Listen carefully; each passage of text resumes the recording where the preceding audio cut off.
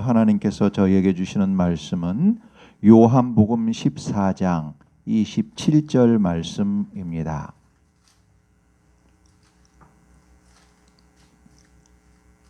네, 14장 27절 말씀입니다. 함께 읽겠습니다. 시작. 평안을 너희에게 끼치노니 곧 나의 평안을 너희에게 주노라. 내가 너희에게 주는 것은 세상이 주는 것과 같이 아니하리라. 너희는 마음에 근심하지도 말고 두려워하지도 말라. 아멘. 다 자리에 앉으시겠습니다.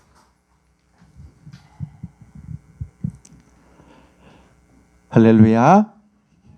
반갑습니다. 반갑습니다. 오늘 예배에 함께 하시는 모든 분께 여러 형편과 처지에서 하나님께 예배하시는 모든 분께 하나님께서 큰 은혜 부어주심을 예수님 이름으로 선포합니다. 아멘. 예. 주님이 주시는 평안이라는 제목으로 은혜를 나누시겠습니다. 여러분, 요즘 평안하신가요? 예. 모두 예수님 안에서 주님이 주시는 평안으로 평안하시기를 축원합니다. 아멘. 모두 아시는 것처럼 편안과 평안은 다르지요. 물론 둘 다 걱정 없이 좋다라는 공통의 의미를 지니고 있지만 가지고 있는 그 뉘앙스가 다릅니다. 편안은 몸이 편한 것에 무게가 있다면 평안은 마음에 무게가 있다고 하겠습니다. 여러분, 도둑질한 돈으로 고급 안락 의자를 사서 몸을 편히 쉬면 편안할 것입니다.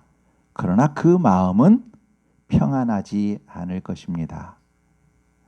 이와 반대로 거칠고 딱딱한 나무 의자에 앉아 있어도 누군가에게 도움이 되는 일을 했다면, 그런 사람이 됐다면, 이마에 땀이 흐르고 지갑은 조금 얇아졌을지라도 그 마음은 참으로 평안할 것입니다.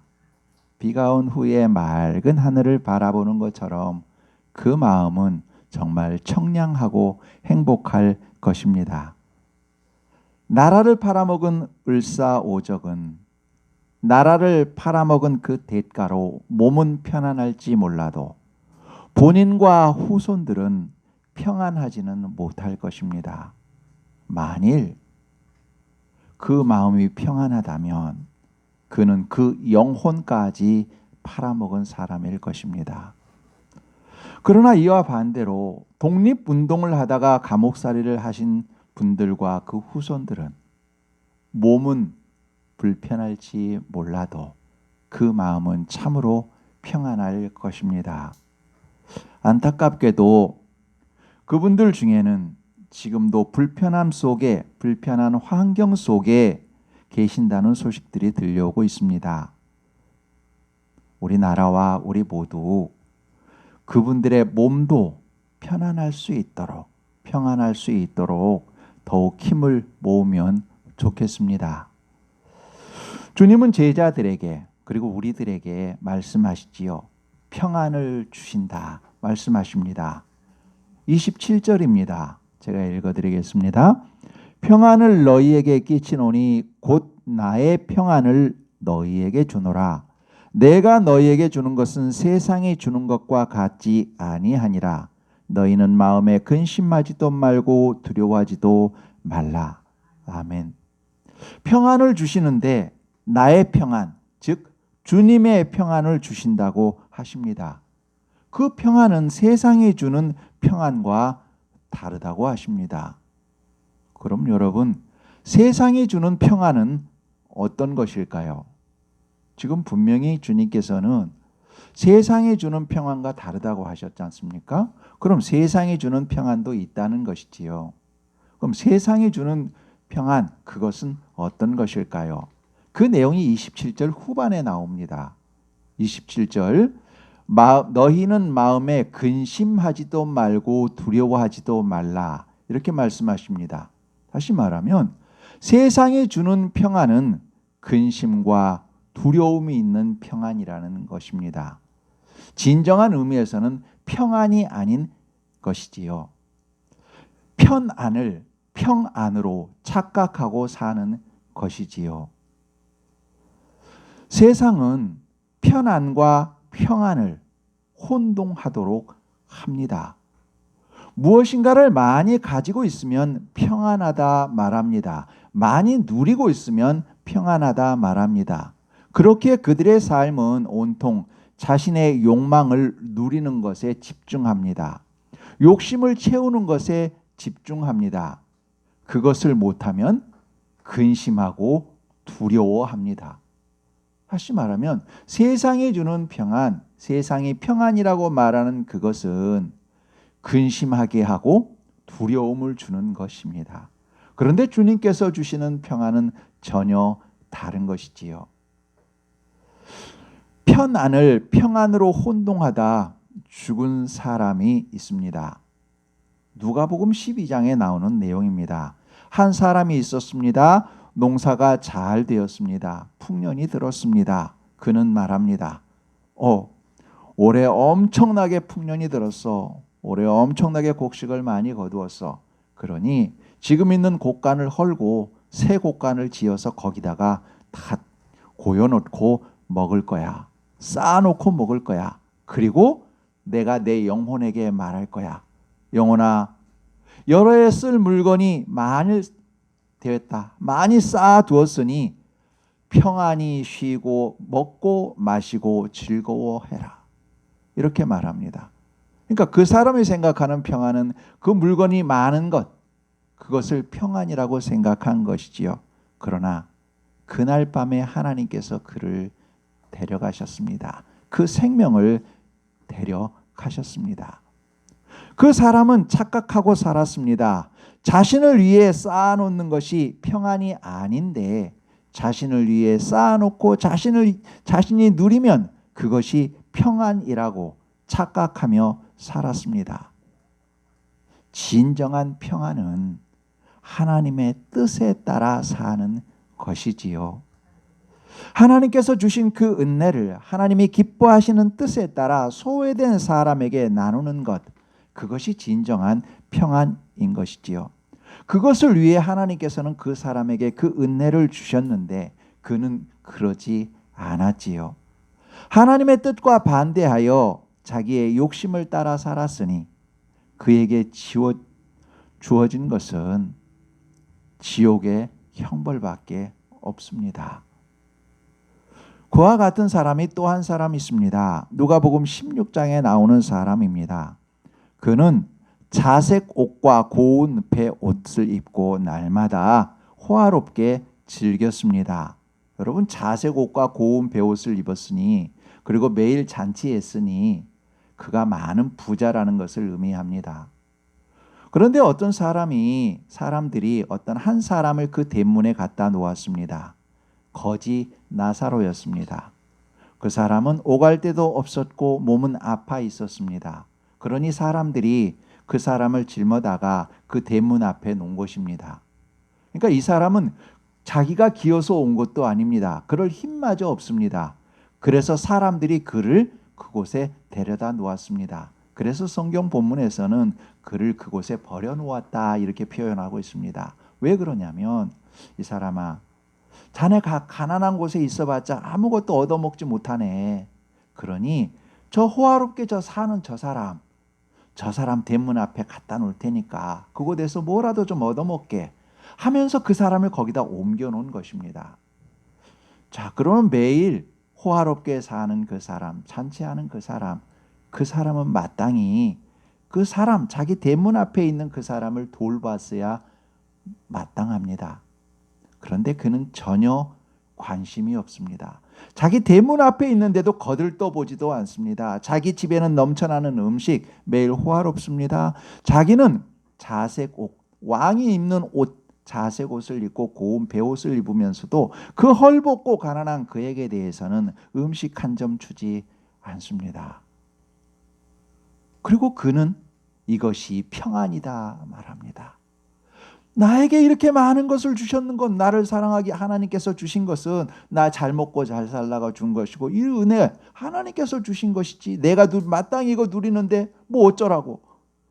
그런 마음으로 그는 자기만을 위해서 살았습니다. 그는 결국 죽지요.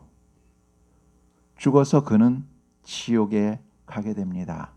그리고 멀리 떨어져 있는 거지 나사로를 보게 되지요. 그리고 그 옆에 있는 아브라함을 보게 되지요. 그리고 아브라함에게 말하지요. 아브라함 우리 조상이요, 내가 이곳에 너무 힘듭니다. 그 거지 나사로에게 말해서 물 한 방울만 내 입에 찍어주게 해주십시오. 아브라함 말합니다. 아니, 너와 나는 너무나 거리가 멀어서 그럴 수 없어. 그러자 그 부자는 후회합니다. 아버지, 그러면요, 저 나사로를 살아있는 우리 가족들에게 좀 보내주세요.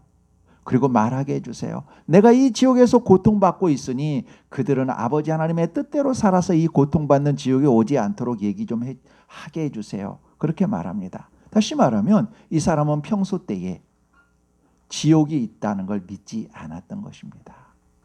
하나님의 뜻을 완전히 무시했던 것입니다. 근데 막상 가보니 지옥이 있으니 내 사랑하는 사람들에게만큼은 이 지옥에 오지 않도록 이야기하고 있는 것이지요. 이처럼 그 사람은 하나님의 뜻을 생각하지 아니하고 하나님의 심판을 생각하지 아니하고 오직 자기에게 유익한 자기 욕심에 따라서 살았습니다. 그리고 그것이 평안이라고 생각했습니다. 나만 편안하면 돼. 그것이 평안이야 라고 생각했던 것이지요. 세상이 평안이라고 속이는 편안, 그 평안을 추구하다가 당하는 고통입니다.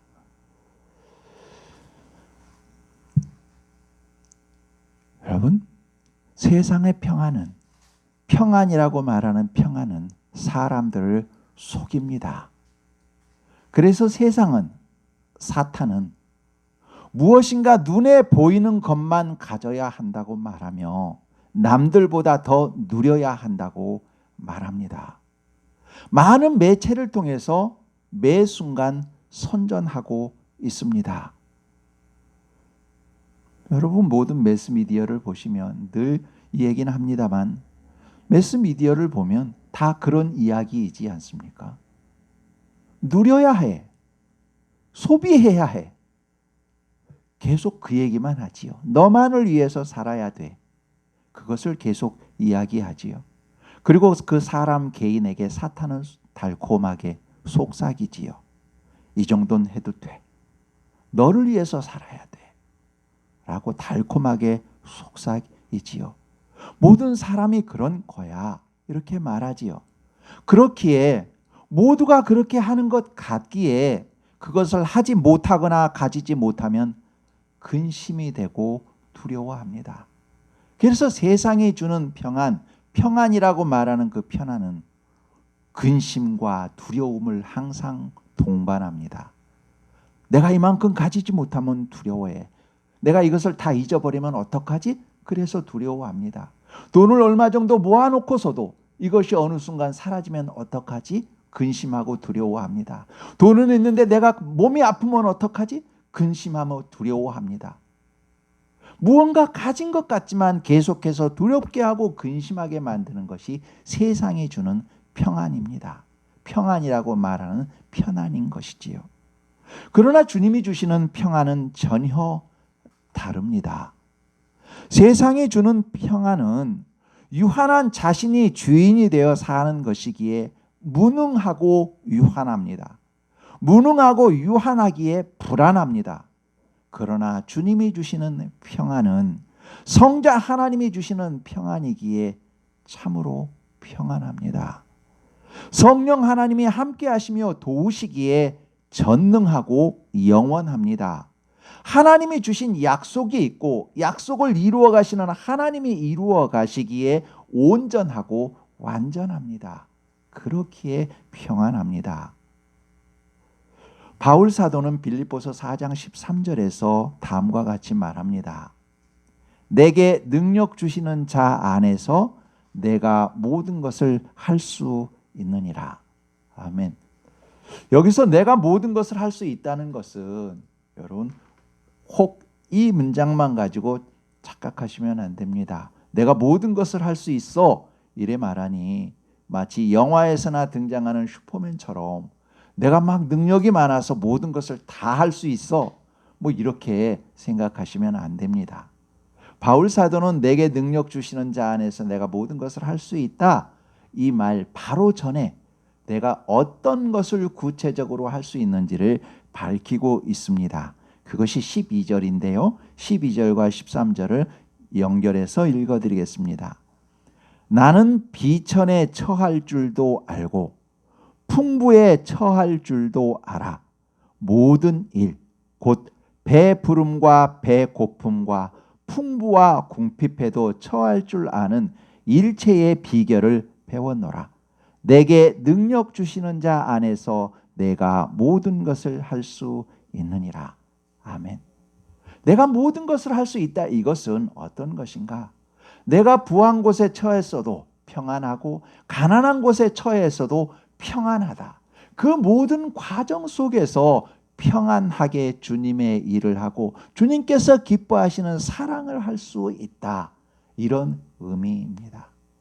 어떤 환경에 매이는 것이 아니라 그 환경에 침식당하는 것이 아니라 그 환경을 다스릴 수 있는 것으로 능력이 있다라는 것입니다. 그 모든 상황에서 부족함으로 인해 남과 비교하여 낙담하거나 비굴해지지 않고 그렇지 않습니까? 남과 비교해서 좀 모자란다 싶으면 그냥 시리에 빠지거나 때로는 비굴한 모습을 보이기도 하지요. 그러나 지금 바울 사도가 말하는 것은 그렇지 않다는 것입니다. 그리고 또 풍족해지면 무엇인가 풍족하면 사람은 교만해지지요. 혹은 허리를 뒤로 제치며 거만해지는 모습이 있지요. 너 없는 거 나 가지고 있어. 그런 거만이 있지요. 그런데 지금 바울 사도는 무슨 말을 하고 있는가?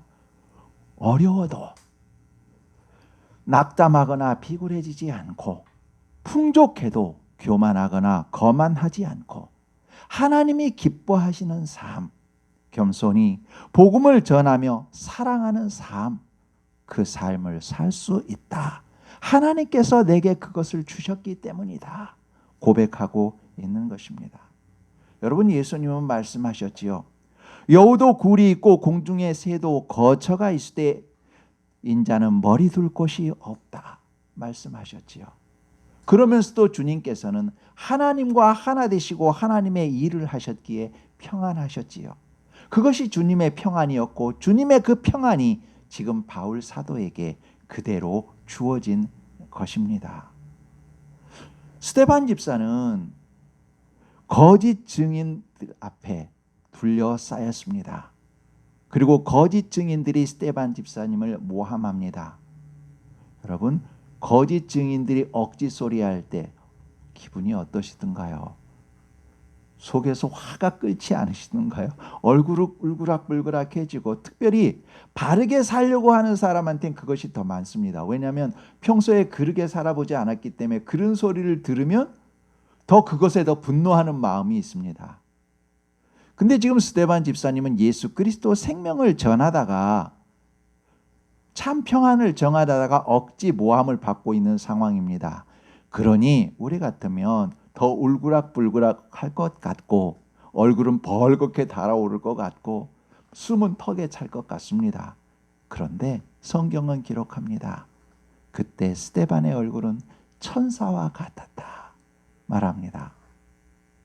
바로 주님이 주신 평안 때문이지요. 예.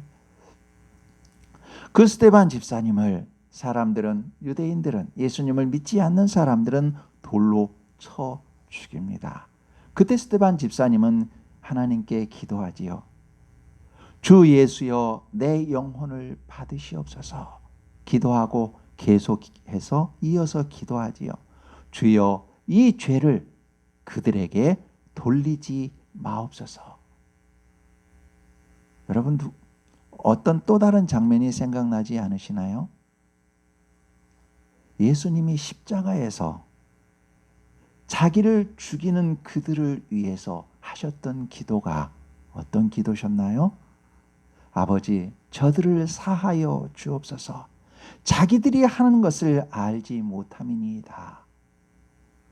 그렇게 기도하셨던 기도지요. 그리고 아버지, 내 영혼을 아버지 손에 부탁하나이다 하신 주님의 기도였지요. 십자가 위에서 가졌던 주님의 평안, 그 평안이 지금 스데반 집사님에게 임한 것입니다. 주님의 평안이 스데반 집사님에게 주어진 것입니다. 여러분, 세상이 주는 거짓 평안은 이와 같은 참 평안을 주지 못합니다.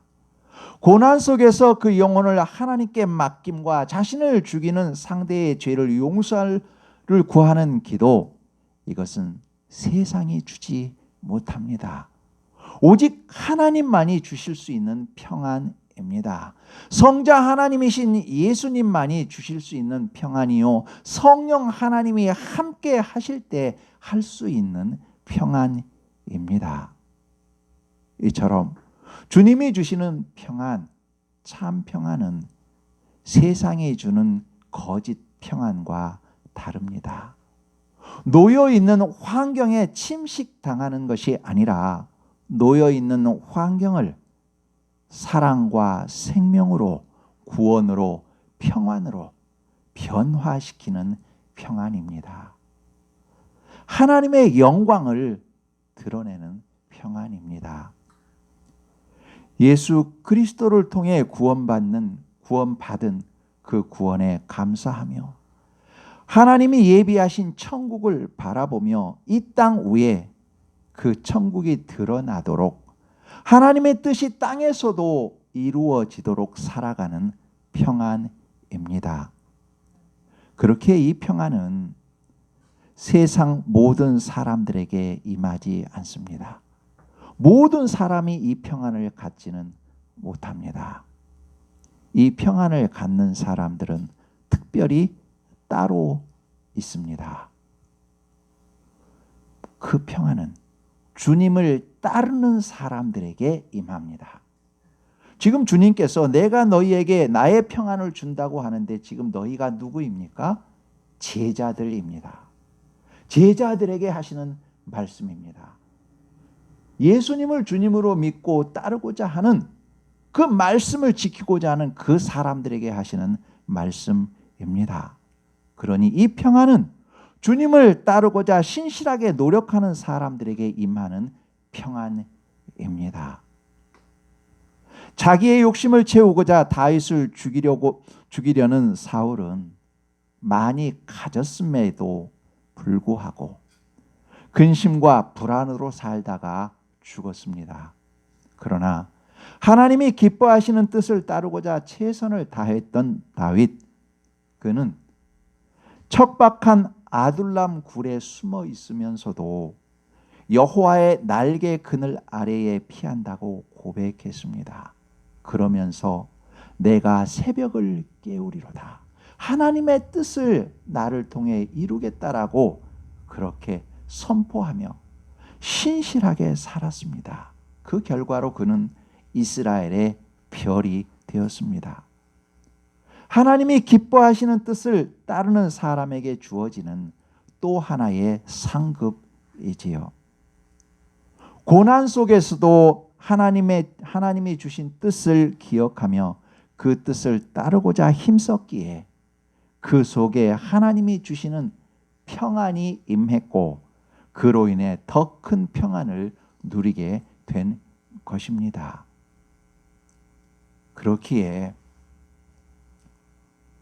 어떤 환경 속에서도 하나님이 기뻐하시는 뜻, 주님이 기뻐하시는 뜻과 말씀을 지키고자 최선을 다하는 사람에게는 주님의 평안이 임합니다. 주님을 따르는 제자들에게 주님께서 주님의 평안을 주시는 것처럼 주님을 사랑하며 주님의 말씀을 지키고자 하는 사람들에게 주님께서 평안을 주시고 주님의 평안이 임합니다. 또한 그렇게 살아가는 사람들, 그 사람들을 하나님은 홀로 두시지 않으시지요.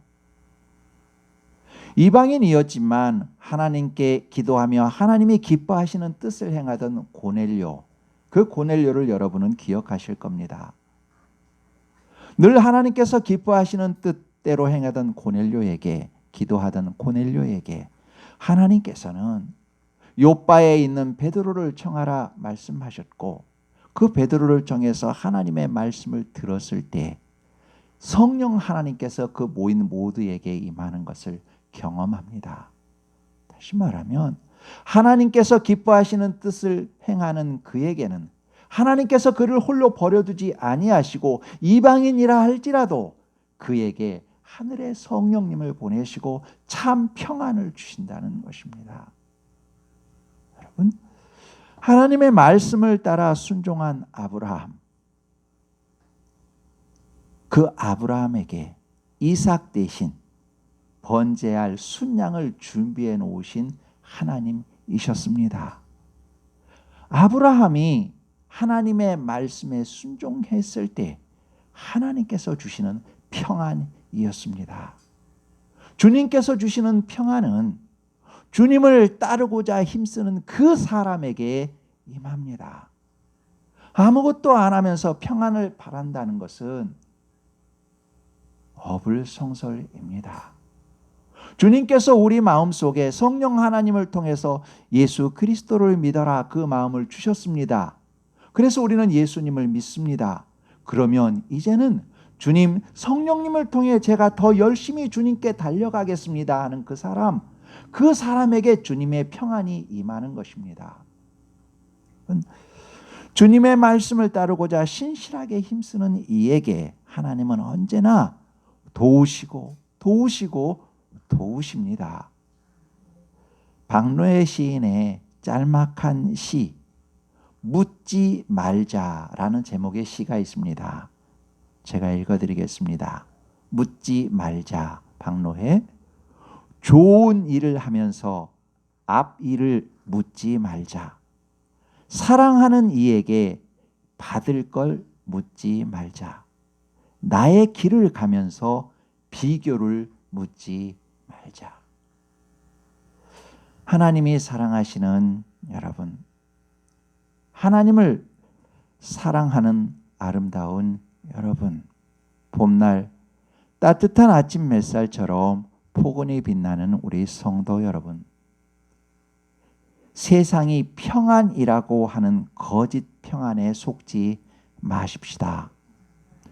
우리에게 약속하신 하나님, 두려워하지 말라, 내가 너와 함께함이라, 놀라지 말라, 나는 내 하나님이 됨이라, 내가 너를 굳세게 하리라, 참으로 너를 도와주리라, 참으로 나의 의로운 오른손으로 너를 붙들리라 약속하신 하나님이 함께하고 계십니다.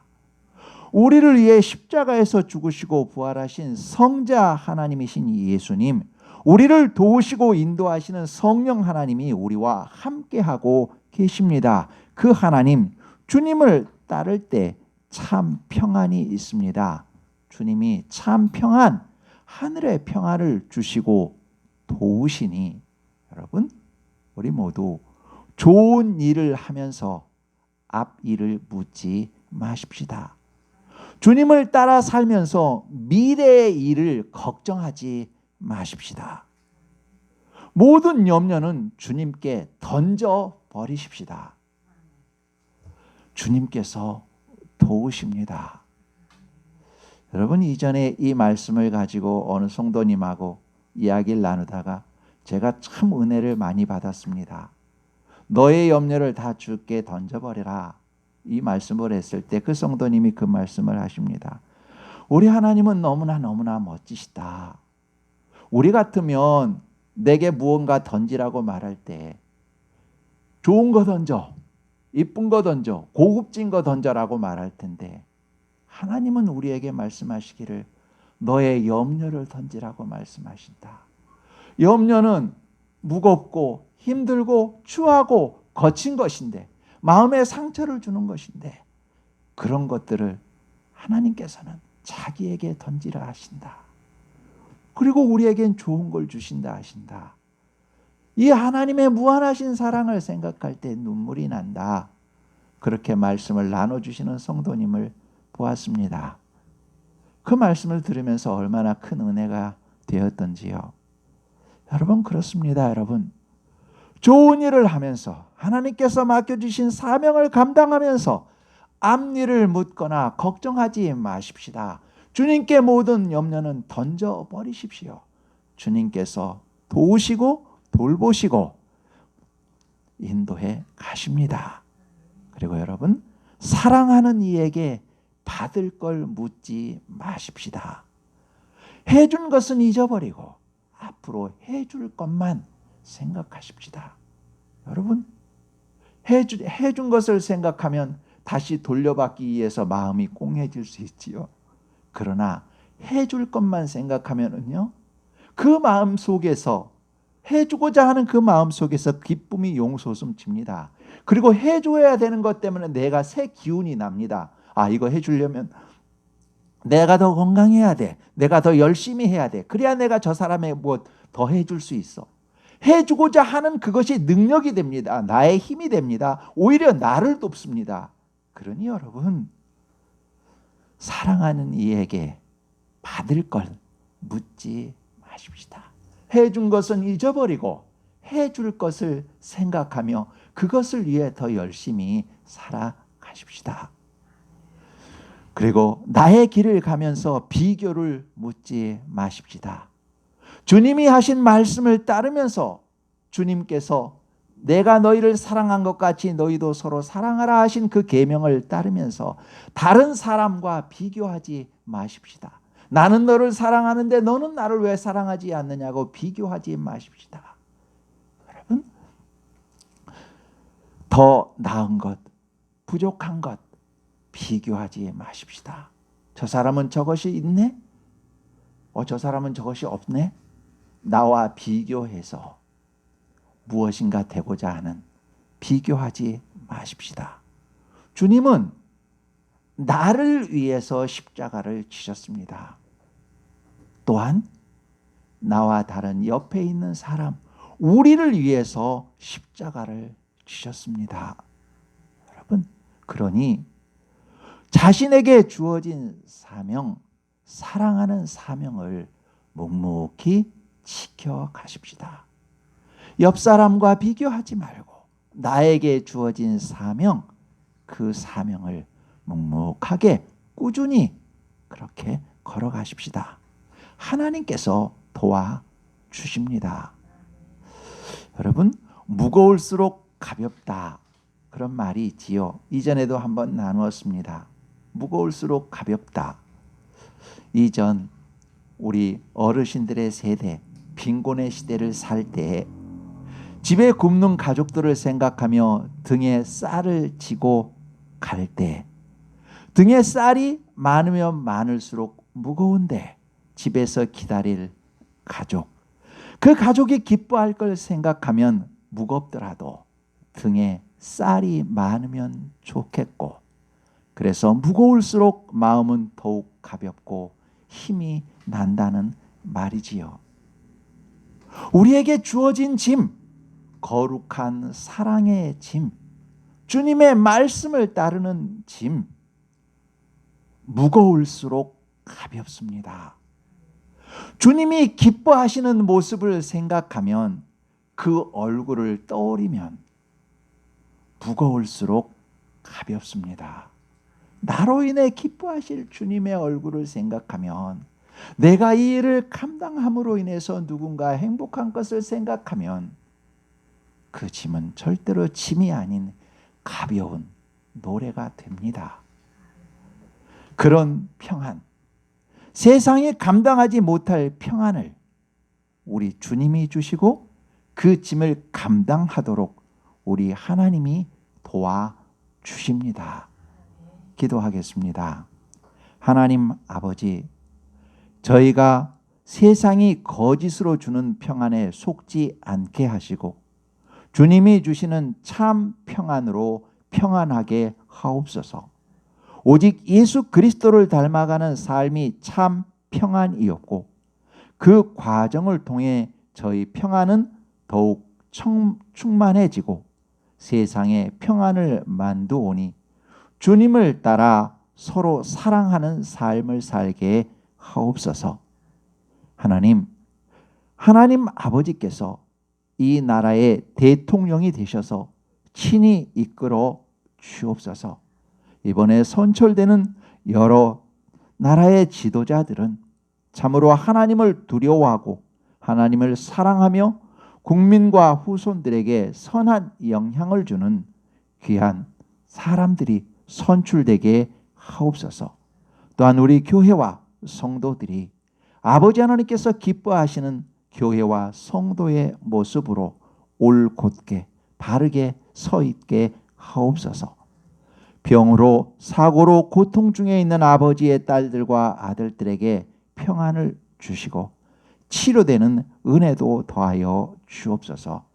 함께 하고 있는 그 가족들에게도 주여 주의 평안을 더하여 주옵소서.